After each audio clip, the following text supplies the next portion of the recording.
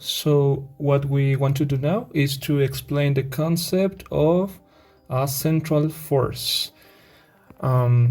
This is going to be very important to explain the motion of planets around the sun.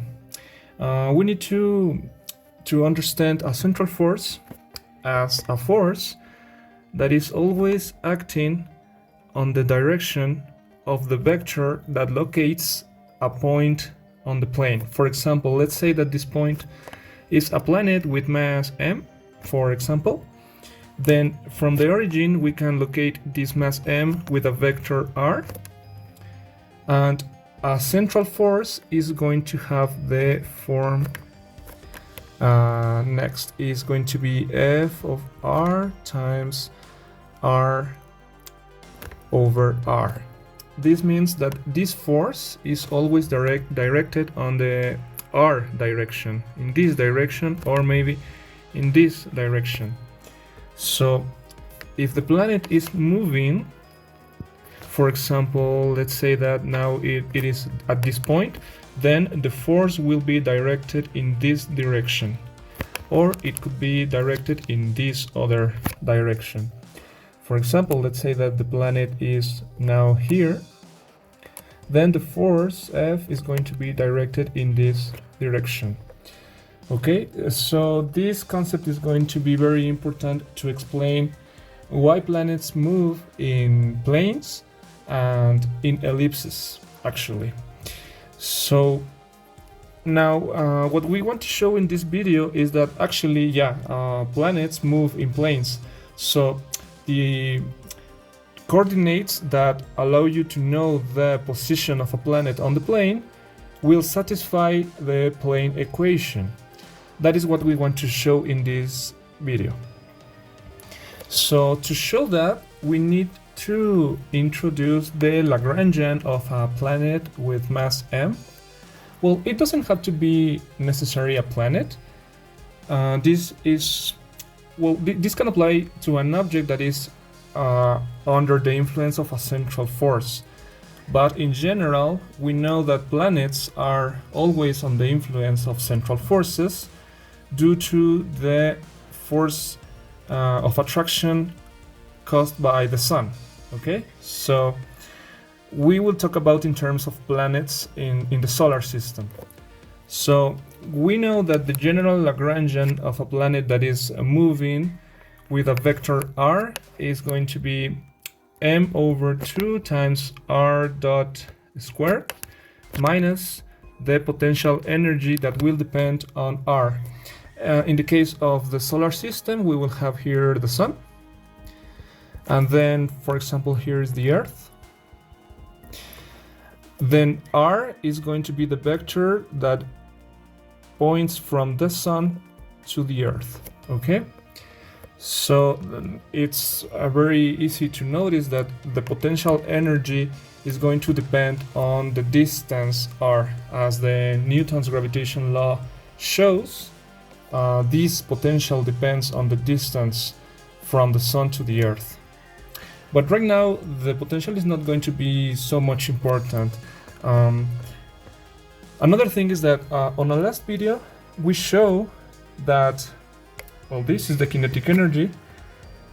We showed that the kinetic energy in spherical coordinates is given by this expression. It's going to be m over 2 times r dot squared plus r squared theta dot squared plus r squared sine squared theta phi dot squared.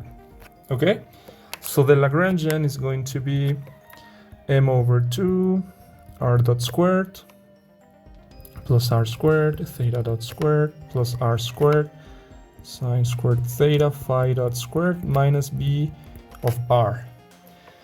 This is the Lagrangian that we are going to use to prove that the planet moves in a plane.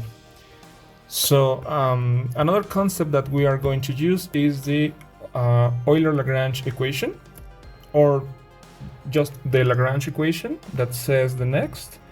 Well, Lagrange says that the derivative with respect to time of the partial derivative of L with respect to some generalized coordinate.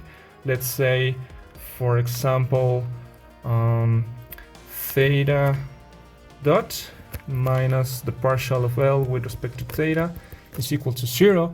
Well, in general, Lagrange has many equations, one for each generalized coordinate. So we could also say that the derivative with respect to time of the partial of L with respect to phi dot minus the partial of L with respect to phi is equal to 0. And we will also be able to use this equation for R. So, well, in this case, these are only the two equations that we are going to use. Okay, so we are going to begin with this equation over here. Let's see what happens if we apply this equation to the Lagrangian defined above. So, first of all, we see that the Lagrangian doesn't depend on phi. It depends on r dot, theta, and phi dot, but doesn't depend on phi. So that means that the partial of L with respect to phi is going to be 0. Okay? This means that the derivative with respect to time of the partial of L with respect to phi dot is going to be 0. So if you have a function that its derivative with respect to time is 0, that means that that function is constant. In this case, this function is the partial of L with respect to phi dot. This is going to be a constant. Okay? Okay, but what happens if we calculate the partial of L with respect to phi dot? Well, we are going to get the next. We are going to get that the partial of L with respect to phi dot is going to be m over 2 times r squared sine squared theta times 2 phi dot. We can cancel these 2's and get m r squared sine squared theta phi dot. Looking that this is a constant, we are going to name this constant as L3, just for convenience. And given this definition, we can say that phi dot is going to be equal to L3 over m r squared sine squared theta. Okay. Okay, so now we are going to use the next Lagrange equation for theta. We are going to apply it to the Lagrangian to see what we are going to get. Let's see.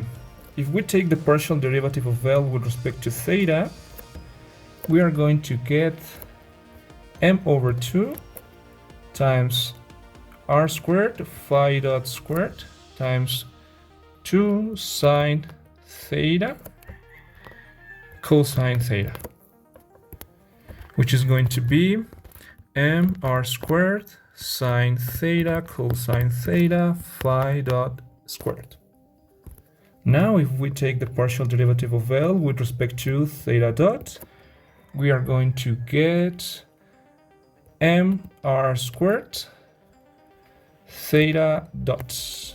Okay, remember that we are using this Lagrangian over here to calculate those derivatives. And if we take then the derivative with respect to time of the derivative of L with respect to theta dot, well, in this case, we'll see that it will not be very convenient to develop this derivative. We are going to use a trick here, but for now we can say that this is the derivative with respect to time of m r squared theta dot. Now let's say, for example, that we have a function g that we want to take the derivative with respect to time of this function. So if we use the chain rule, given that g is going to depend on phi, we'll see why later on. G depends on phi, so we are going to take the derivative of g with respect to phi and the derivative of phi with respect to t. Okay, so we are going to apply this rule to theta dot, given that this is the derivative with respect to time of theta. So if we use this rule, we are going to have the derivative of theta with respect to phi times the derivative, well, phi dot, okay?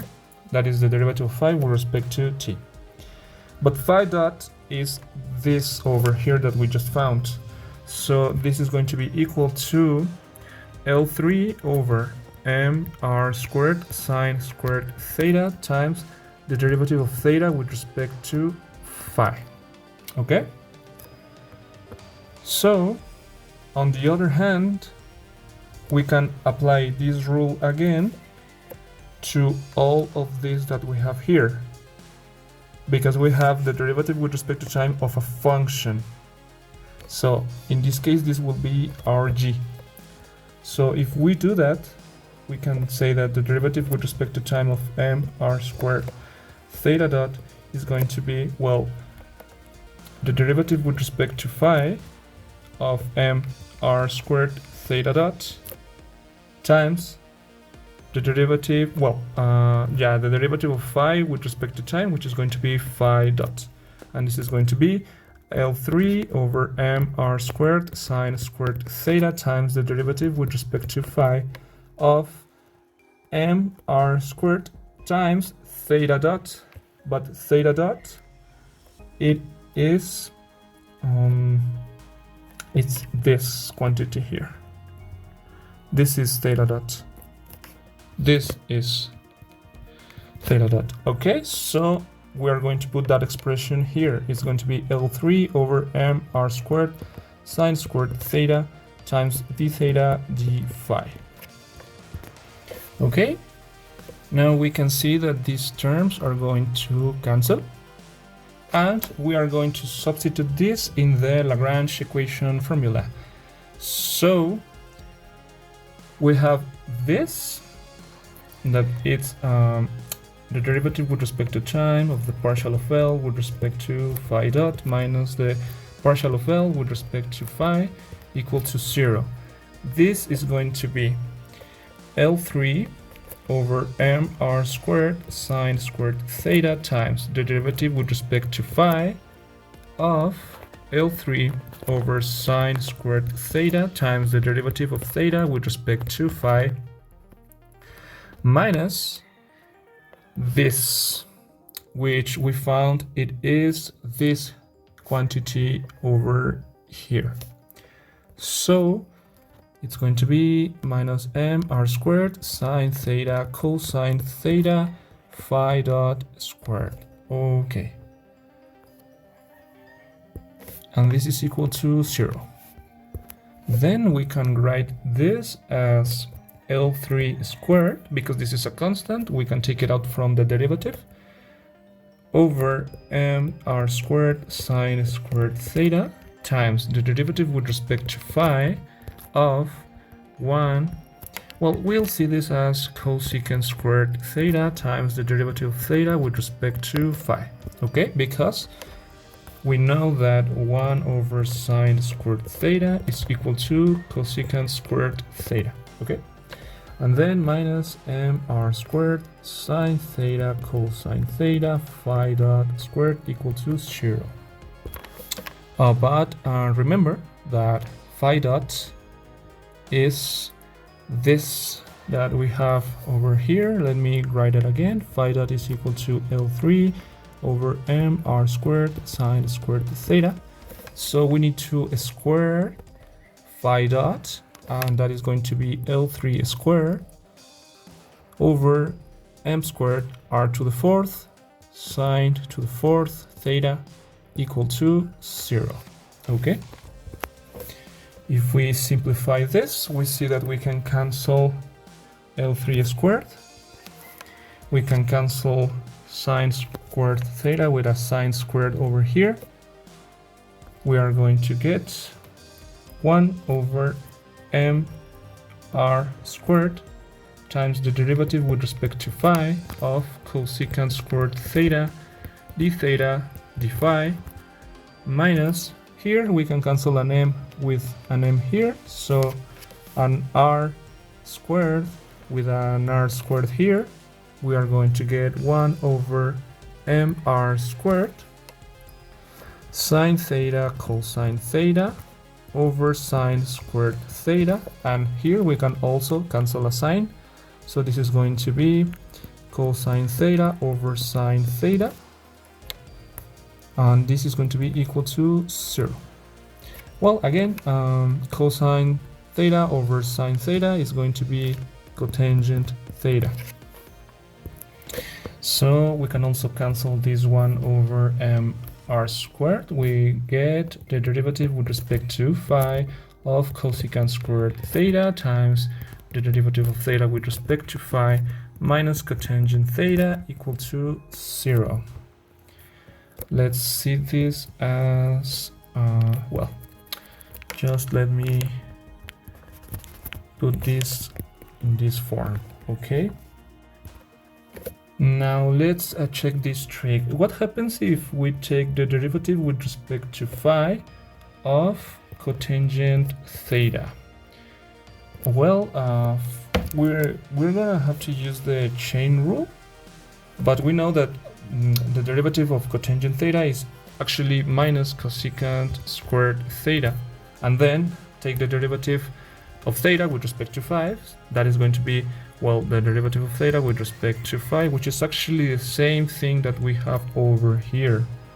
Okay, so that means that the derivative, well, we can rewrite this equation as the derivative with respect to phi of negative the derivative with respect to phi of cotangent theta, okay? And this is equal to cotangent theta.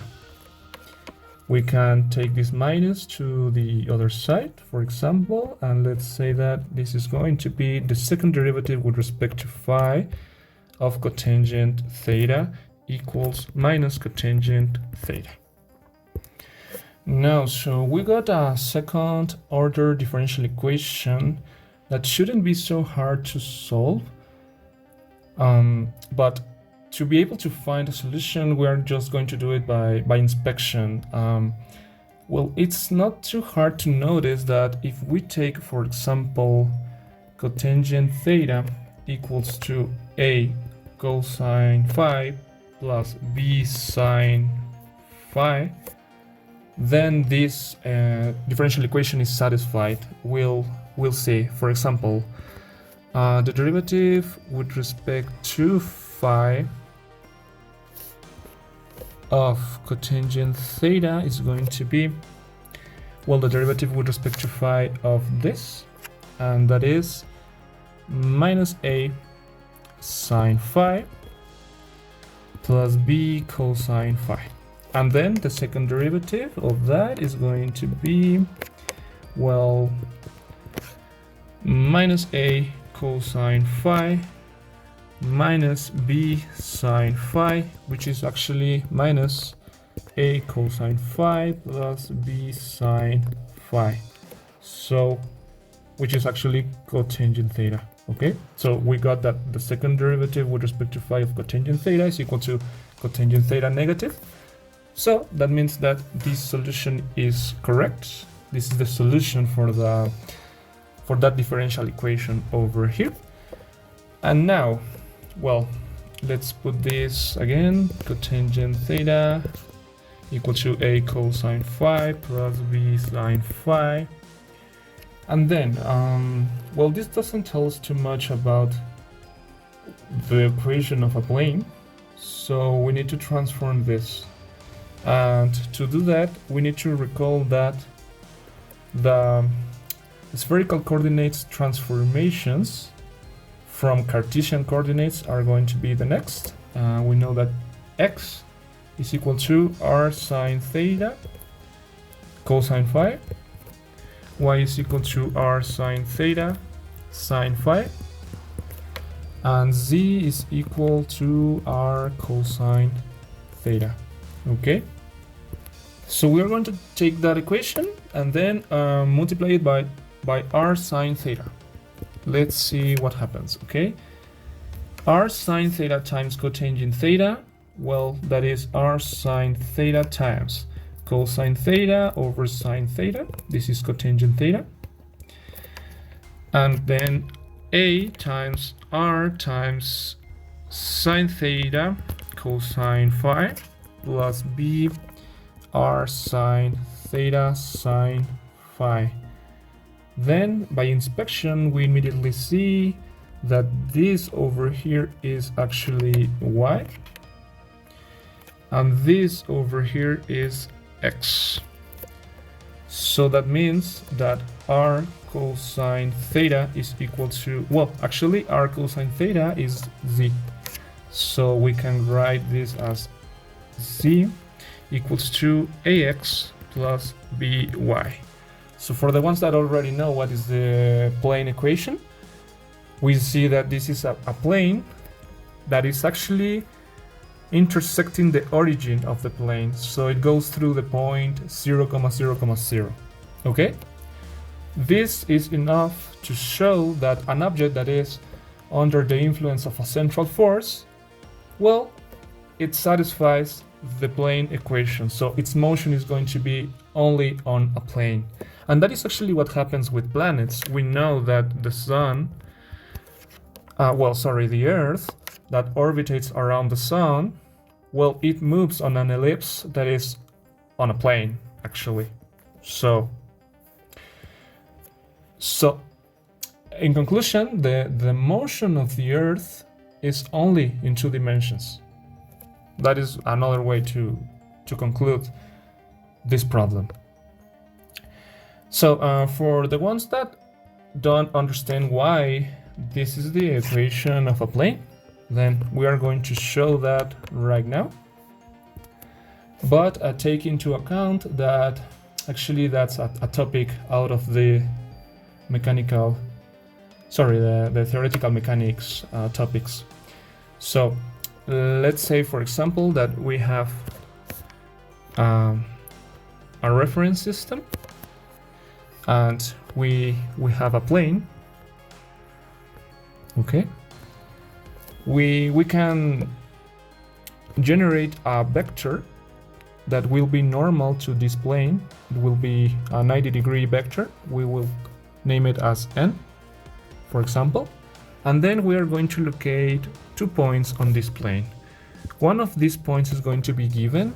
Let's say we know it. It's going to be, for example, x0, y0, z0, and this will be a general point x, y, z.